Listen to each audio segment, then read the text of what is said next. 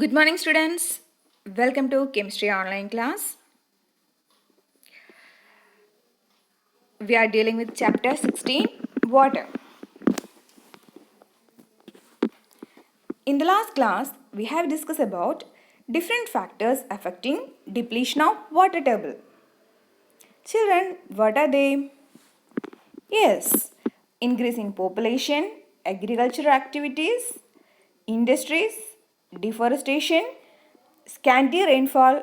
These are the different factors causing depletion of water table. Today we can deal with distribution of water. The distribution of water over the globe is quite uneven due to a number of factors. Some places have good amount of rain and some places there are desert which have scanty rainfall. India is a vast country and the rainfall is not the same everywhere.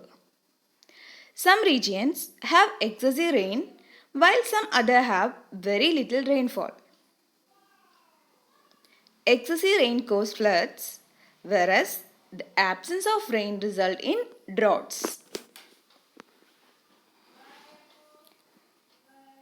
It is a rainfall map of India. It gives the average annual rainfall in different regions of our country.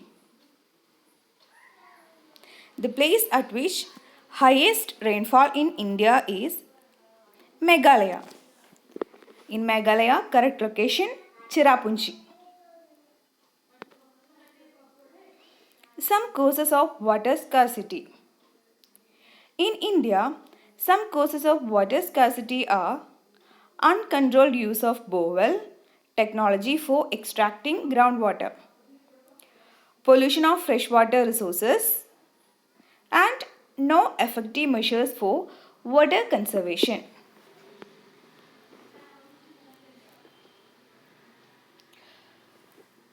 So, now we can discuss how to manage water. Most of the water that we get as rainfall just flows away.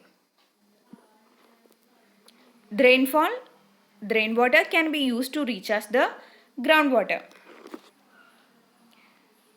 This is referred to as water harvesting or rainwater harvesting. Many places in India an age-old practice of water storage and water recharge like Bawris.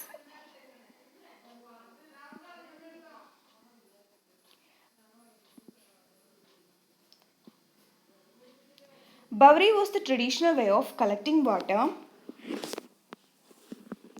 With the time, the Bawris fell into disuse and garbage started pilling in these reservoirs. The Bawris are being revived. It's a way of collecting water. We can conserve water by avoid wastage, repairing leaky pipe, use minimum amount of water for our purpose.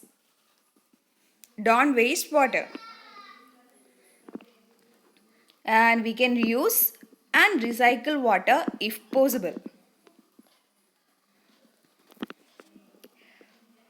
Water-wise habits is, one of the habit is direct used kitchen water to your garden. Drip irrigation for your garden. Wash vessels using collected water instead of washing directly under tap.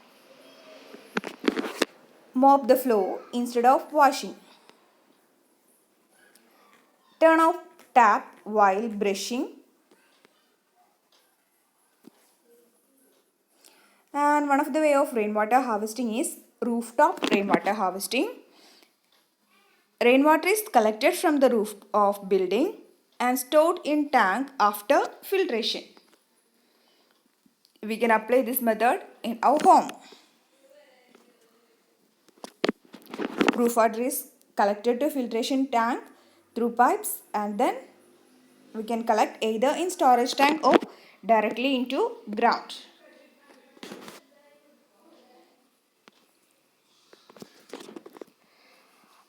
Drip irrigation is a technique of watering plants by using narrow tubes which supply water at the base of the plants as tiny drop. In this way, we can minimize the wastage of water.